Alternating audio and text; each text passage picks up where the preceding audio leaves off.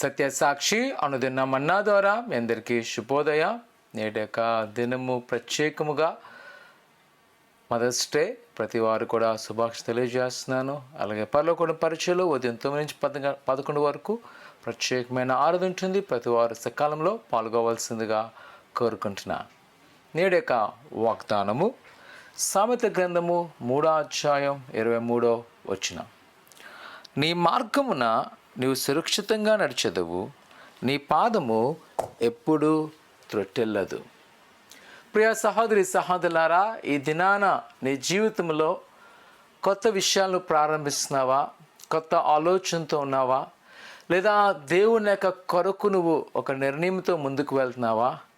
అయితే ఎక్కడో తెలియని బాధ, నిరుత్సాహం ఉన్నదేమో. దేవుని యొక్క వాక్యం సెలవిస్తుంది, నీ మార్గం అంతట్లో ఆయనకు తోడే ఉన్నాడు, ఆయన నిన్ను నడిపించును.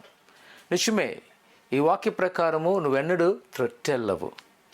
ఎందుకనగా ఆయన మనతో ఉంటాడు, ఆయన మనల్ని ప్రేమిస్తాడు, ఆయన మనల్ని ఆదరిస్తాడు, ఆయన మనల్ని ధైర్యపరుస్తాడు.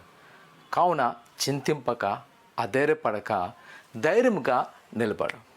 యేసయ్య నీ పట్ల గొప్ప కార్యం చేసే నిరీక్షణతో నీ మార్గంలో నువ్వు ప్రయాణం చేస్తున్నప్పుడు నువ్వు ఖచ్చితంగా విజయం పొందుకుంటావు. ప్రార్థన చేసుకుందాం. పరిశుద్ధులైన దేవా, నీ కొందాలు, నీ బిడ్డలైన వారిని జ్ఞాపకం చేసుకొని నీ దైవాశీర్వాదంతో నింపండి. నీ కృపాక్షమలు దయచేసి వారి పట్లనైనా నీ చిత్తం నెరవేర్చి ఏదైతే కోరుకున్నారో ప్రతి కోరికలు సిద్ధింపచేసి నీ మార్గంలో మీరు తొట్టిలన్నా ప్రభా, అత్యుతంగానే నీ బిడ్డల యొక్క మార్గాలు మీరు స్థిరపరచుమని యేసు నామమున తండ్రి, ఆమేన్. త్వరగా ఉదయకాల ఆరాధనకు వచ్చి పాల్గొవలసిందిగా కోరుకున్నాను. దేవుడు దీవించును గాక. ఆమేన్.